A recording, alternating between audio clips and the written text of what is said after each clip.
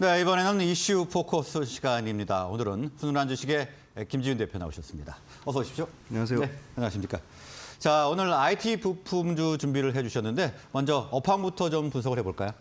네, 업황은 사실 좋지는 않습니다. 네. 좋지 않고 그다음에 반도체 관련돼서 상당히 이 기업을 소개해드리는 게 상당히 부담되는 건 사실이지만 네. 네, 그 와중에 선제적으로 조정을 받았거나 아니면 이제 재고가 빠르게 좀 그 와중에서도 덜 축적되는 재고가 좀 더 빠르게 소진되는 부품 업체가 당연히 있고요. 그다음에 IT 부품 쪽에서도 틈새 시장을 노리는 그 기업들이 네. 있습니다. 틈새 시장을 노리는 기업들도 있고 제일 처음에 소개드리고 싶은 거는 애플인데 애플 관련돼서 3일 동안 판매가 안 나왔다고 해서 애플 전체 뭐 아이폰 14가 판매량이 저조할 거다, 출하량이 뭐 감소할 것이다. 그러니까 애플이 실제 증산을 철회한 거지 애플의 기존 생산 물량 꾸준히 나갑니다. 그거 관련돼서 LG노텍 같은 경우는 뭐 당일날 조정을 많이 14%까지 받았었죠. 조정을 상당히 많이 받았거든요.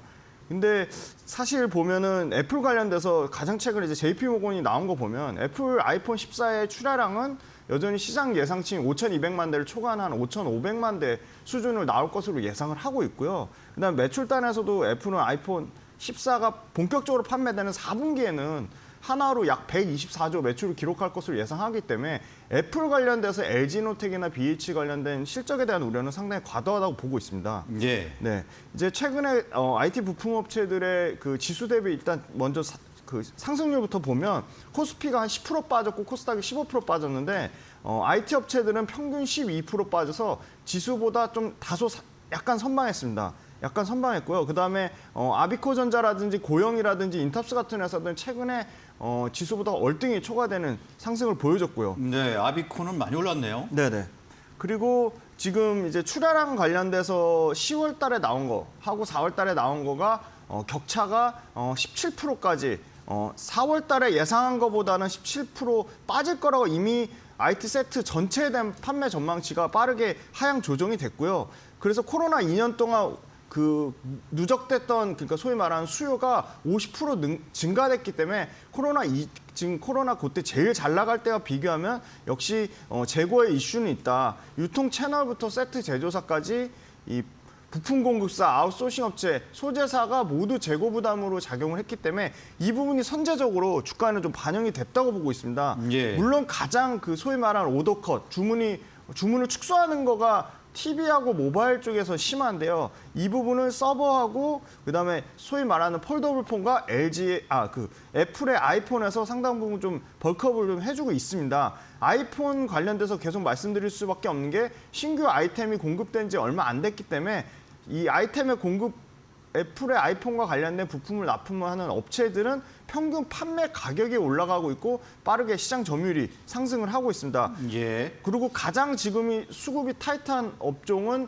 IT 부품단에서 기판인데요. 기판도 부품 주문 감소에 우려가 있습니다. 실제 주문 감소가 된 건 아니고요. 하지만 수급이 가장 타이트한 부품 업체인 기판 업체들은요. 환율의 영향을 당연히 받고 있고요. 그다음 이미 수개월 동안 수주 잔고를 쌓아놨기 때문에 하반기에 굉장히 실적이 IT 부품 업체 단에서는 가장 기판 업체의 실적이 좋을 것으로 예상을 하고 있습니다. 최근 3년간 IT 기기가 성능이 좋아진 거거든요. 엄청나게 수요가 잘 팔려서 기판 업체의 수주가 좋았던 게 아니라 반도체 기판들이 면적을 늘리고 대면적화하거나 위로 많이 쌓고 고다층화 그리고 더 미세화가 강화되면 고집적화로 업그레이드, IT 기기 자체를 업그레이드한 수요에 따라 기판업계가 호황을 누렸기 때문에 기판업계 수요 부진에 대한 우려는 상당 부분 기판업계도 주가에 반영이 됐고 기판업체들은 하반기 2023년까지 실적이 좋을 것으로 예상을 하고 있습니다. 그리고 네. 마지막으로 중국 스마트폰인데요. 중국 스마트폰은 본격적으로 반등이 전혀 안 나왔는데요. 중국 그 제로 코로나 정책이 좀 풀리면서 월별 스마트폰 판매량 반등이 하반기에는 좀 나올 거라고 보고 있기 때문에 네. 중국 스마트폰에 납품하는 부품업체들도 하반기에는 실적이 좋아질 것이라고 예상하고 있습니다. 네, 일단 중국은 봉쇄 해제가 좀 네. 관건이겠네요. 네, 맞습니다. 네, 일단 뭐 일각에서는 10월 16일이죠. 일요일부터 열리는 당대회에서 당대회에서 맞습니다. 이후에 이제 봉쇄가 해제되지 않을까 네. 이런 전망도 있던데요. 자, 이번에는 관심 종목 알아보도록 하겠습니다. 어떤 종목 준비하셨습니까? 네, 일단 소형주 쪽에서는 이수페타시스를 가져왔는데요. 네. 아까 말씀드린 다층화, 그 층을 여러 개 쌓는 거에 대해서 인쇄 회로 기판을 여러 개 쌓아 놓는 게 MLB라는 겁니다. 멀티 레이어 보드라고 해서 다층 회로 기판인데요. 이 MLB 시장이 참 재밌는 게 기존의 업체들이 다 이제 떨어져 나갔습니다. 일종의 치킨 게임이 사실 끝난 상태라고 보고 있고요. 지금 MLB 업체가 새로 들어와서 본격적으로 캐파를 증설하려면 뭐 3년에서 5년 이상의 시간이 필요합니다.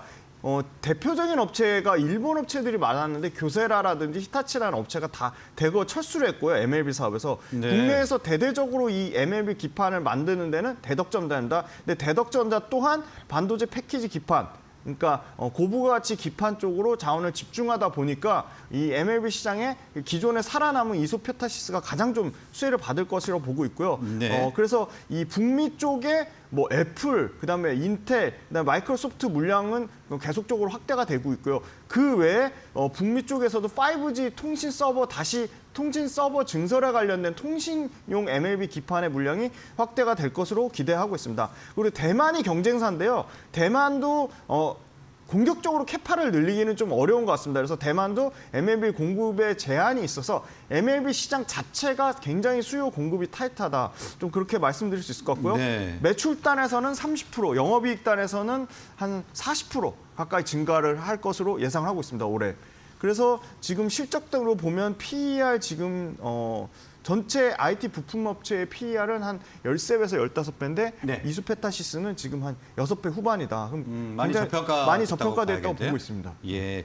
자, 일단 이수페타시스는 MLB 시장에서 다른 경쟁 업체들이 이제 철수를 하거나 비중을 줄이는 그런 상황에서 좀 어부지리를 얻었다 이렇게 볼 수 있습니다. 네, 약간 그렇게 볼 수도 있겠습니다. 네, 지금 오늘 현재가를 보면은 소폭 하락하면서 5,170원, 뭐 5,200원 정도 형성이 되어 있는데 가격 전략은 어떻게 보세요? 네, 가격 전략을 보시면 최근에 기관이 한 5,600원대 평균 매수가를 보이고 있고요. 네. 외국인이 평균 5,300원대니까 최근에 산 기관과 외국인은 어떻게 보면 손실 중인 거죠. 그러네요. 그래서 저는 5,200원에서 한 5,100원에서 5,450원까지는 매수가 분할로는 가능하다고 보고 있고요. 네. 목표가는 일봉상에서는 정고점이 한 8,700원 정도거든요. 네. 근데 그 전에 일단은 한 20% 정도 선인 한 7,000원 선까지는 좀 상승이 가능하다고 보고 있고요.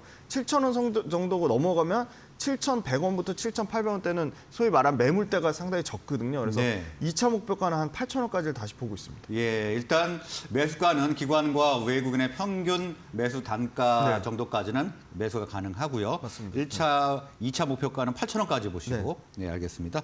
자, 일단 이수페타시스 알아봤고요. 다음 종목은 어떤 종목 준비하셨습니까? 네, 역시 대형주단에서 LG 이노텍인데요. 네. LG 이노텍도 상당히 애플 이슈 때문에 급락이 나왔죠. 손해를 많이 봤습니다. 네, 굉장히 손해를 예. 많이 봤습니다. 근데 신규 들어가는 입장에서는 아주 최근에 아주 최바닥에서 살 수 있는 너무 좋은 절호의 기회가 아니었나 보고 있고요. 역시 핵심은 애플의 소위 말하는 그 비싼 모델이죠. 아이폰 프로에 대한 출하량은 전혀 줄지 않았습니다. 아이폰 프로에 대한 출하량은 여전히 견조하다고 보고 있고요.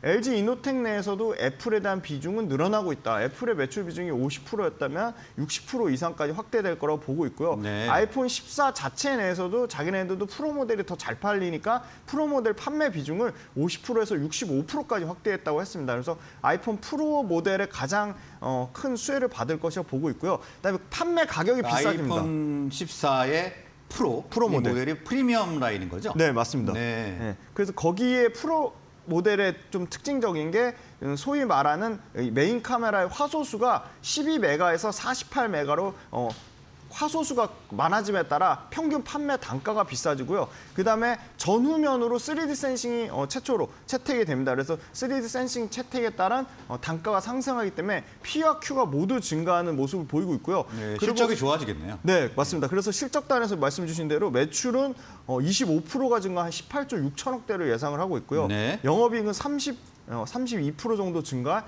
1조 6,500억을 예상하는데 최근에 주가가 박살나는 바람에 퍼가 5배입니다. 네. 네, 아까 IT 부품업체 평균 퍼 12배 정도라고 말씀드렸는데 네. 5배면 엄청나게 싸다고 보고 있습니다. 그래서 저는 손절선은 지금 지수 분위기가 안 좋기 때문에 아주 짧게 한 마이너스 10% 정도 선이 25만 5,500원을 예상하고 있지만 네.